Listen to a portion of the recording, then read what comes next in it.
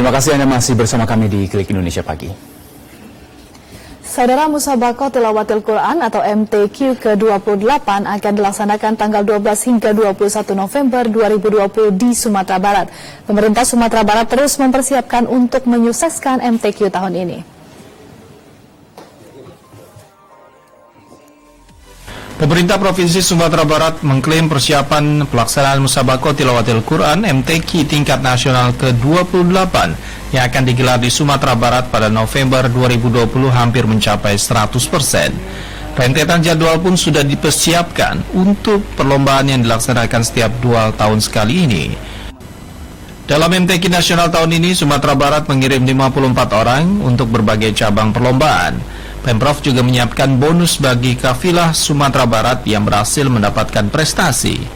Hal itu sebagai bentuk penghargaan bagi mereka yang mengharumkan nama Sumatera Barat. Selain itu, Gubernur Sumatera Barat Irwan Prayitno mengeluarkan surat edaran tentang pemakaian pakaian tradisi dalam rangka untuk mensukseskan Musabaqah Tilawatil Quran tingkat nasional ke-28 tahun 2020. MTQ Nasional ke-28 akan berlangsung sejak Kamis 12 November 2020 hingga Sabtu 21 November 2020. MTQ Nasional 2020 ini akan digelar di Kota Padang dan Kabupaten Padang Pariaman. Untuk pembukaan akan dilaksanakan di Main Stadium di Nagari Sikabu, Kecamatan Lubuk Alung, Kabupaten Padang Pariaman.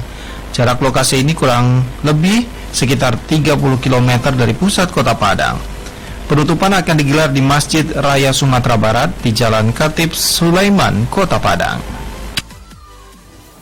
Ya saudara, Musabaqah Tilawatil Quran atau MTQ ke-28 akan dilaksanakan nanti besok, tepatnya tanggal 12 hingga 21, dan akan dilaksanakan di Sumatera Barat. Dan kita akan membahas sedikit bersama narasumber yang telah hadir di studio bersama kami. Dirjen Bimas Islam Kementerian Agama, Bapak Kamarudin Amin. Selamat pagi, Assalamualaikum Pak Kamar. Selamat pagi, Pak Kamar. Terima kasih telah hadir di studio bersama kami.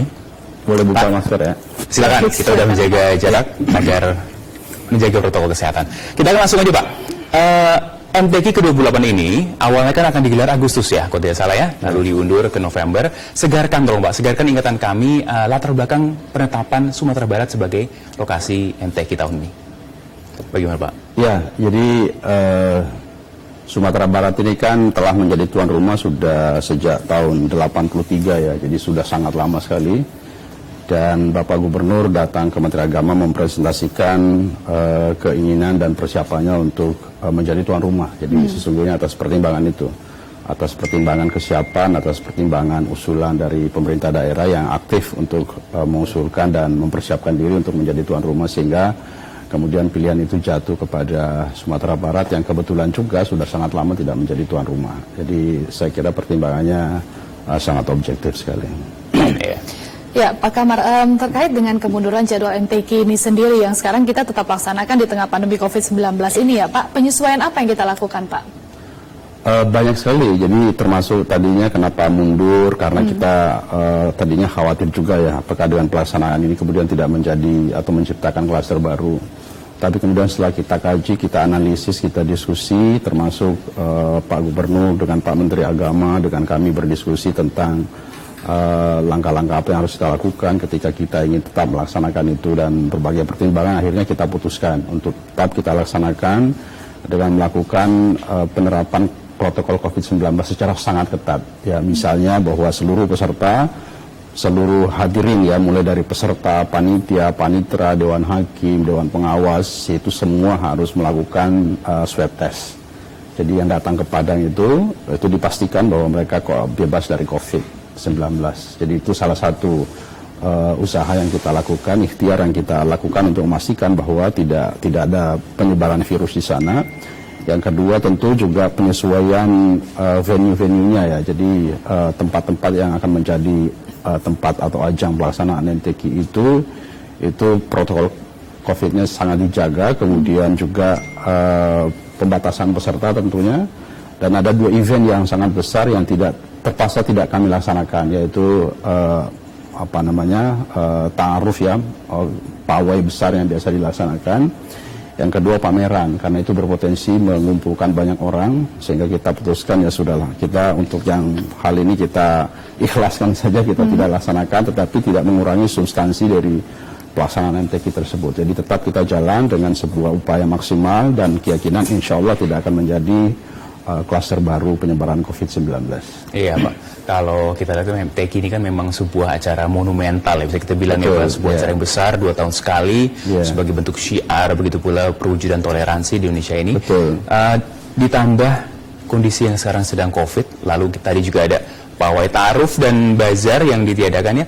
Bagaimana respon atau geliat dari daerah, dari Sumatera Barat sendiri dan daerah-daerah lain, bagaimana Pak melihat kondisi? Ya, jadi antusiasme masyarakat sangat tinggi ya, itu terefleksi dari misalnya kepesertaan dari seluruh provinsi yang sangat lengkap sekali, dan juga kita akan mengkompensasi ya kegiatan yang tadinya tidak bisa dilaksanakan dengan menggunakan teknologi informasi tentunya.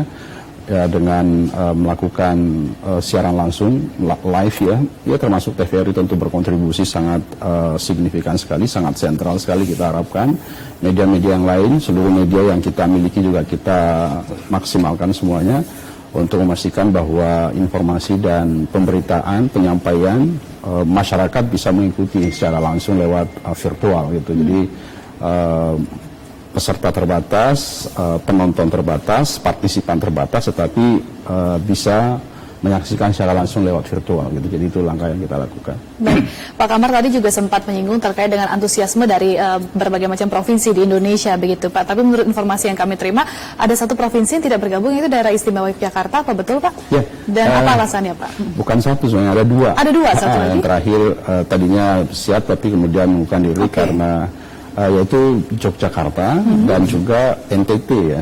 Jadi pertimbangannya sangat teknis sebenarnya. Pertimbangan COVID ini menyebabkan mereka harus melakukan revisi anggaran. Jadi sejak awal mereka merevisi untuk COVID begitu, sehingga mereka mengikhlaskan untuk tidak ikut. Tentu mungkin mempersiapkan diri untuk tahun berikutnya. Sekali lagi, jadi dari 34 provinsi ada 2 yang tidak ikut karena alasan COVID dan alasan-alasan teknis tadi. Ya, kalau acara MTQ ini kan memang sebuah kegiatan yang besar, dan walaupun dalam kondisi COVID seperti ini tetap saja peserta kan hadir ya Pak ya. Tadi ditayangkan di media sosial pun internet itu kan dalam rangka penonton agar bisa melihat dengan mudah ya Pak ya. Bagaimana dengan kita tentunya butuh dukungan dari berbagai pihak, hadirnya peserta ke acara. Bagaimana dukungan yang Bapak lihat dari mungkin Kementerian Perhubungan, Kominfo, Kementerian Kesehatan? Jadi kita bekerja sama tentunya ya, memaksimalkan komunikasi lintas kementerian ya. Tentu di bawah koordinasi Kemenko PMK yang membawahi dan mengkoordinasikan ini. Jadi ada Kemenko PMK ya yang sangat aktif juga menginisiasi sejumlah pertemuan, sejumlah rapat-rapat untuk memastikan bahwa everything is running well begitu. Kemudian Kementerian Perhubungan, Kementerian Kesehatan, pariwisata gitu terlibat, dan insya Allah akan memberikan kontribusi untuk mensukseskan pelaksanaan MTQ yang sangat monumental ini. Jadi misalnya perhubungan, transportasinya tentunya ya di daerah terutama, kemudian pariwisata, kemudian juga kesehatan ya. Jadi rumah sakit disiapkan juga untuk mengantisipasi potensi adanya kebutuhan-kebutuhan akan hal itu. Jadi komunikasi lintas kementerian kita lakukan secara produktif. Baik, Pak Kamar, apa Pak harapan dan juga himbauan dari pemerintah pusat tentunya untuk penyelenggaraan MTQ ke-28 ini, khususnya di tengah pandemi COVID-19 Pak? Ya, tentu himbauan kita, mari kita bersama-sama memastikan bahwa MTQ ini berjalan lancar sesuai dengan protokol COVID. Ya, kita harus memastikan bahwa seluruh protokol COVID harus kita jalankan dengan sangat ketat untuk memastikan tidak terjadi penyebaran virus. Kemudian kita tetap berusaha semaksimal mungkin, mengikhtiarkan semaksimal mungkin agar meskipun di tengah pandemi, substansi, kualitas dari pelaksanaan MTQ ini tetap kita jaga ya, tetap kita pastikan itu semua terjadi, dan partisipasi masyarakat secara maksimal tentu juga kita harapkan gitu.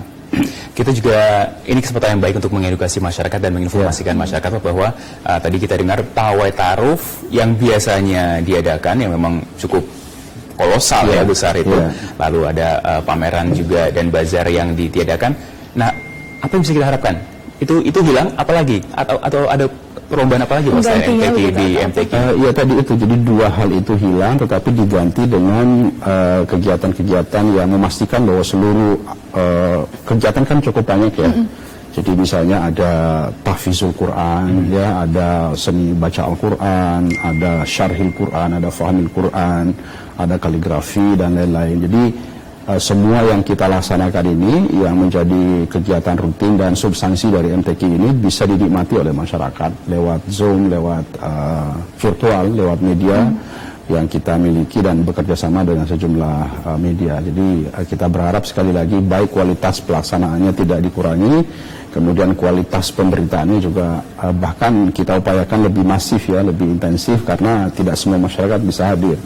Jadi pemberitaan-pemberitaan media, terutama media mainstream, media sosial kita ikhtiarkan, kita usahakan untuk secara maksimal bisa dilakukan sehingga masyarakat betul-betul bisa menikmati karena sekali lagi MTQ ini sangat monumental, sudah menyejarah ya, dan setiap seluruh umat Islam menunggu dan partisipasi masyarakat juga sangat luar biasa, antusiasme mereka luar biasa. Baik, tentunya harapan kita bersama bahwa masyarakat tetap antusias untuk menyaksikan MTQ secara virtual begitu ya Pak. Nah, tapi tadi Bapak juga sempat menyampaikan terkait dengan penerapan protokol kesehatan COVID-19. Para peserta masih akan tetap ke lokasi begitu Pak. Apakah memang sebelumnya sudah diadakan seperti pengecekan rapid test atau swab test untuk syarat wajib begitu Pak? Ya, jadi sebelum berangkat ke lokasi ya dari provinsi-provinsi itu diwajibkan untuk melakukan rapid test. Bukan rapid test, malah swab. Ya. Jadi peserta semuanya, kemudian panitia, dewan hakim, pengawas, panitera, dan pengantar-pengantarnya itu semua harus menggunakan swab test, dan itu tentu tidak dibolehkan masuk dalam arena atau dalam tempat pelaksanaan itu jika tidak memiliki swab test itu. Jadi saya kira ini sesuatu yang ya berat juga sih ya. Berat karena tidak semua juga orang ingin melakukan swab test. Betul. Dan juga berbiaya, tentunya costly lah. Tetapi ya kita, inilah konsekuensi yang harus kita committed bersama-sama agar ya kita bisa memastikan bahwa MTQ penting tapi kesehatan juga sangat penting. Jadi supaya bisa berjalan dua-duanya gitu. Iya. MTQ rencananya dilaksanakan besok, benar Pak ya? Tanggal 12 mulainya ya? Iya, mulainya tanggal 12, kedatangan peserta tanggal 12, tapi pembukaannya ya tanggal 13. Berarti peserta ini akan dilakukan swab sebelum berangkat dan atau setelah 2 hari sebelum berangkat. Oke. Ya, jadi 2 hari sebelum berangkat. Seluruh Indonesia. Kesehatannya ya. Jadi pada saat mereka datang ya di bandara mereka sudah menunjukkan swab testnya, dan begitu juga nanti pada saat akan memasuki arena itu dipastikan mereka membawa swab test, dan itu komitmen seluruh Indonesia luar biasa ya. Mereka menyampaikan ke kami, ke kita bahwa mereka committed ya. Karena ada koordinasi yang sangat bagus antara Kementerian Agama, Kanwil Provinsi seluruh Indonesia dan juga Pemda gitu. Jadi ini kolosalnya dan monumentalnya kegiatan ini karena sinergi yang sangat produktif dan sangat maksimal antara pemerintah pusat, dalam hal ini Kementerian Agama, dengan pemerintah daerah. Jadi sense of belongingnya dan sense of responsibility-nya itu luar biasa gitu. Jadi mendukung kesuksesan acara ini. Ya. Pak Qamar, saya ingin tahu visi dari MTQ ini kan adalah mewujudkan SDM yang unggul, profesional, dan Qurani menuju Indonesia maju. Bagaimana peran secara signifikannya pada saya dalam hal menghafal Quran atau memahami agama mewujudkan itu Pak? Bagaimana? Ya, jadi kan kita berharap MTQ ini bisa melahirkan generasi Qurani. Generasi Qurani itu generasi yang merefleksikan nilai-nilai Al-Quran tentu dalam kehidupan kesehariannya. Mereka harus profesional, mereka harus berkualitas dan bermutu. Ya, ketika orang menghafal Al-Quran itu kan tidak mudah ya. Jangan melihat produknya dan hilirnya saja, prosesnya itu kan luar biasa. Butuh ketekunan, butuh kedisiplinan, butuh komitmen, butuh kecerdasan, which is semua ini kan dibutuhkan dalam membangun generasi unggul. Generasi unggul itu generasi yang cerdas, generasi yang disiplin, committed, dan seterusnya gitu. Dan itu hanya bisa dilakukan hafalan Quran itu, produknya hafal Quran ketika ini semua dimiliki gitu. Jadi di samping itu kemudian tentu refleksi kesehariannya juga Qurani. Jadi akhlak, pembangunan revolusi mental saya kira yang menjadi visi pemerintahan kita juga ini bisa terefleksi di sini. Kemudian kaligrafi itu skill ya. Jadi ada skill di situ, ada profesionalisme di situ, ada akhlak di situ, ada mental di situ. Prosesnya semua membutuhkan sesuatu yang sangat panjang. Dan oleh karena itu ini mendapat apresiasi dari masyarakat kita secara sangat luas yang direfleksikan dari partisipasi mereka, antusiasme mereka. Dan ini sudah sangat monumental ya, sejak tahun 1968 kalau tidak salah. Jadi sudah ya 52 tahun yang lalu, dan itu tidak pernah berhenti begitu. Dan ya kita masih kecil, bahkan kita belum lahir. Kalau kita mendengar lagu MTQ itu kan kerasa sangat luar biasa, itu syahdu dan menyenangkan. Baik, ya tentunya harapan kita bersama Pak, walaupun digelar di tengah pandemi COVID-19 untuk MTQ ke-28 di Sumatera Barat itu tidak mengurangi semaraknya sedikit pun, dan masyarakat tetap dapat menyaksikan dan antusias dengan MTQ ke-28. Tentunya sukses untuk penyelenggaraan Pak sampai dengan selesai nanti. Terima kasih Pak Kamarudin Amin, Dirjen Bimas Islam telah hadir di TVRI. Terima kasih telah bergabung di Klik Indonesia. Terima kasih, sama-sama.